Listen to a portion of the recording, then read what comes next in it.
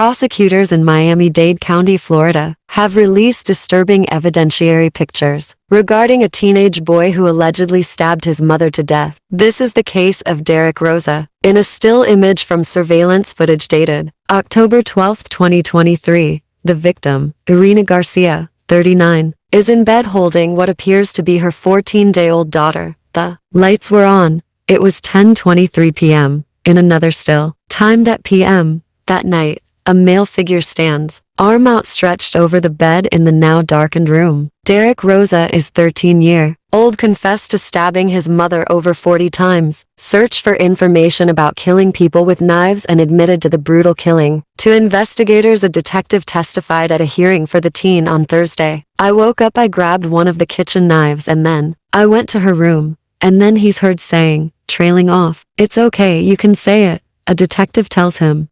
"I killed her," Rosa replies. Audio of the 911 call to police obtained by revealed that he took photos of his mother's body and sent them to a friend on social media. His voice is noticeably shaky in his responses. Dispatch is heard asking, "I need to know if your mom is breathing," to which he responded, "Ma'am, she's dead," adding, "There's blood all over the floor." He said his newborn sister was sleeping in her crib. Asked whether he harmed her, he replied, "I did not touch her. I didn't want to touch my sister." Rosa said his stepfather has 2 guns. One he took with him out of the house and one left in the home. The teen said he wanted to kill himself and loaded the gun, but couldn't and left it on the sofa. "Miss, I took pictures and I told my friend about it. Is that bad?" The teen is heard saying at one point. He says that he doesn't know this friend's real name, but that he's a friend he played games with online.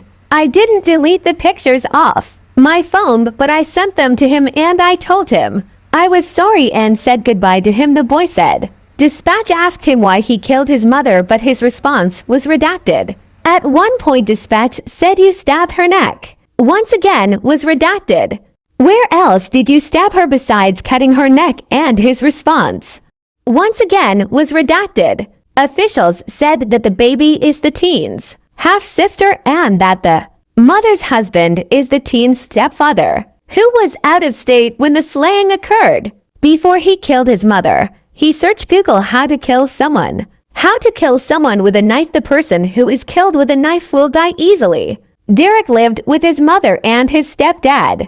Derek was a good student. He was in the 8th grade at school. He was a quiet child. He helped his mother with small chores at home. His uncle used to go on trips because he was a driver. In letters to the court, Rosa's father described his son as a respectful honor roll student who was a good kid, well loved by his friends. His father acknowledged that he did not know what led to the stabbing, but said that as a military man, he had taught his son good values. Rosa's arraignment is set for 9 a.m. Tuesday. An attorney for Rosa said Sunday, "My client, Derek, has strong support from his entire family. It is important to remember that only 2 months ago, Derek was a 12-year-old child. We have full faith in the criminal justice system and due process of law." The man who inspired him to kill his mother is his friend, who he didn't know. He only learned about it from the internet, and they used to play online games together.